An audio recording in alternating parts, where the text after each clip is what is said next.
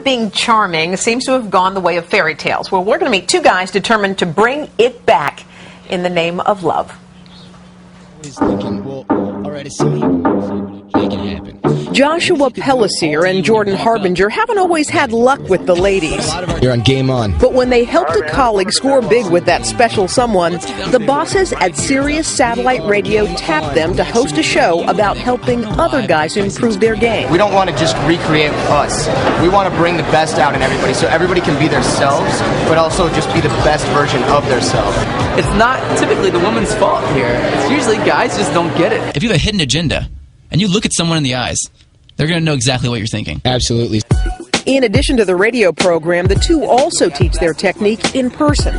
They started a school called The Art of Charm. All right, so here's what you're going to do. Part of their work involves field exercises where they coach men to get the girls of their dreams, or at least to get them to say hello.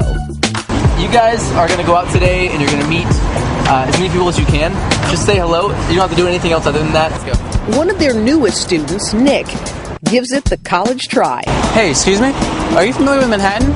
Do you know like any good places where you can get a drink or, you know, meet a lot of people? Nick did not score a phone number, but his approach was still considered progress. All right. Yeah, man. She works at Mamma Mia for like 5 years.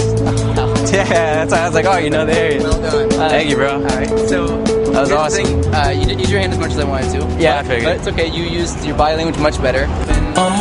Has the 21st century male lost the art of the charm? Charm gone? I mean, I don't think charm's gone, personally. Everything revolves on this idea that you can make someone believe in you. You know, and that's what makes you valuable, makes men valuable as men, and that's what women typically are attracted to. Joshua Pellisier, Jordan Harbinger, and Nick Patel are here with us today, guys. All right, let's talk to the coaches first. All right, Joshua and Jordan, can charm really be taught? Absolutely. The problem is that most guys don't actually learn this. It's something we're supposed to learn growing up by example or through example. And this should actually be taught in school. What guys don't get growing up is the vibe that makes you a man. A lot of society has changed, and we just don't get that anymore. Well, I think what's interesting is you guys are really kind of giving a 101 on how to approach a girl and that kind of thing. Yeah. I mean, so what? Okay, so I know you were trying to help Nick out. So what do you tell guys? What's the best way to approach a woman so that you can actually make a connection? Okay, well, first thing that guys do, I think the biggest problem is that they kind of mess themselves up before they even get there. Yes. Girls are very, very... Why? How? Mostly. Okay, yeah, you're good because you're married, and I know you know this already. I'm going to be all over you in about 30 seconds. So you and your white boots are going to get attacked by me in a second. No, I'm kidding. No, the idea is that typically women are very, very, very good at reading body language. Yeah. Very good. And though consciously they may not know why it is they think that you're creepy. Well, it's like, you know what it is, though? If you're looking away, if you seem distracted. All these little things, you know? Look at me. Look at me. You have beautiful eyes. That makes it very easy. Exactly. How was that, fellas? Perfect. See, your gold, your money. So the idea is that, you know, you have these dominant body language features and traits, and if you're not a dominant man to the core, they can tell. Okay. Okay, now guys, is the biggest problem that guys face that they're thinking about sex? Oh, that's a huge problem. And the women can detect right away. You're trying to get the clothes. Right. You don't want to jump straight to the end of an interaction. That's, you know, patience progresses essentially. So what you have to do is there are 3 stages to an interaction. Attraction in the beginning, rapport, which is connection in the middle, and then seduction is at the end. And guys try to skip. I think the problem is a lot of guys just they do too much. They try too hard, and that's a big turnoff. Now, okay, let me ask you, Nick. You were on the street. You approached this girl. You were adorable. I don't know why she didn't give you her number. Thank you. I would have given you my number. Actually, to cut you off, what happened was I walked back. Hey, there we go. He's still learning. You didn't learn anything. I'm still You weren't learning. paying attention. But when I walked back, and I was walking back to these guys, I saw Jordan holding up his phone, and I'm looking, I'm like, why is he holding up his phone? Yeah. And I walk across the street, and he's like, dude, you could have totally got her number.